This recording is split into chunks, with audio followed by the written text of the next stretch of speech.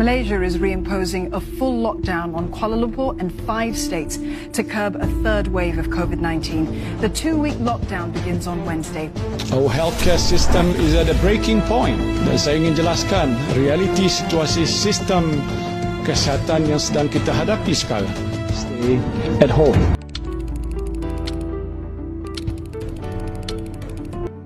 Assalamualaikum and hi to everyone. Today we want to present about employment trend and job loss impact in Malaysia. Let me introduce myself. My name is Nur Anissa binti Razi and my partner's name is Nur Aina Maria binti Muhammad Ruslan. Assalamualaikum warahmatullahi wabarakatuh and hello everyone. So my name is Nur Aina Maria and first I will begin with the introduction. So when COVID-19 struck in 2019, it caused a major global impact. Many people lost their life and family were definitely grieving about the lost one, and while others lost their job, which will create a financial crisis. Job loss and uncertainty in life can lead to increased mental health struggle as they try to find their source of income in their life. So, we can definitely conclude that COVID-19 surely affected Malaysians and people around the world. Alright, so first we need to know what is the definition of job. A job is a regular work done to earn money, providing both income and stability. So, how does the COVID-19 affect the job in Malaysia?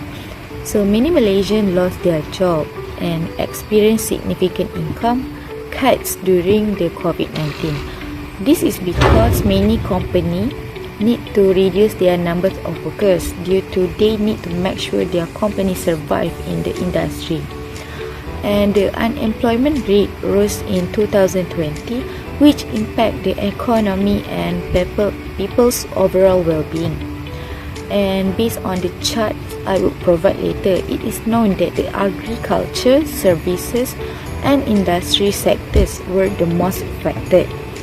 So, just a little story. During COVID-19, I saw my father's friend lose his job due to his age as the company reduced staff to stay afloat, showing how the pandemic deeply affected employment in Malaysia. Alright, so based on the chart, it showed the employment rate on 2020. The chart was taken from the Department of Statistics Malaysia, and the data shows major job impact in Malaysia, particularly in agriculture, service and for the self-employed. So, percentage of workers who lost their job by sector. So first, we will look at the agriculture sectors. It recorded that the highest job loss was at to 21.9%, which the fisheries was most affected by 33%. And then we will go for the services sector. It says that the total job loss was at 15%, and the most affected was food and beverage sectors, affected by 35.4%. And for the industry, the lowest job loss was at 6.7%, which construction affected by 11.8%. And lastly, for the self-employed, 46.6% lost job and 35.5% had income reduced by over 19%, and 53.4% faced income decrease. Next is bar and line chart to show the number of unemployed and percentage unemployment rate. From 2010 to 2019, the number of unemployed people in Malaysia remained relatively stable. During this period, the unemployment rate was consistently low, staying between 2.9% until 3.4%. This shows that the labour market was generally stable before the pandemic COVID-19. However, in yearly 2020, we began to see change.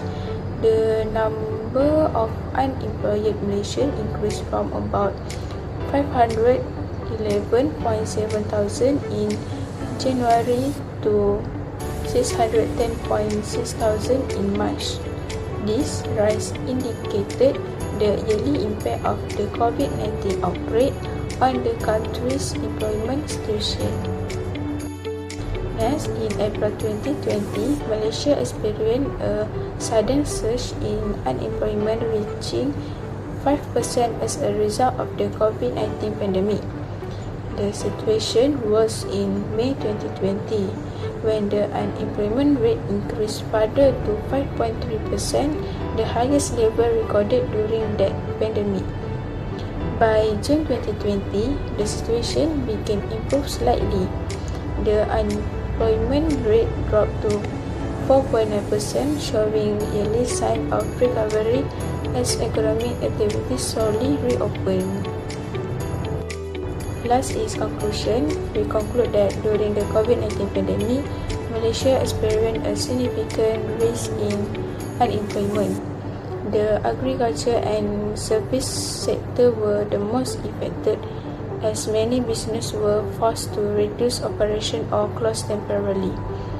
The unemployment rate increased sharply in April and May 2020, reaching 5.3%, which was the highest level recorded at that time.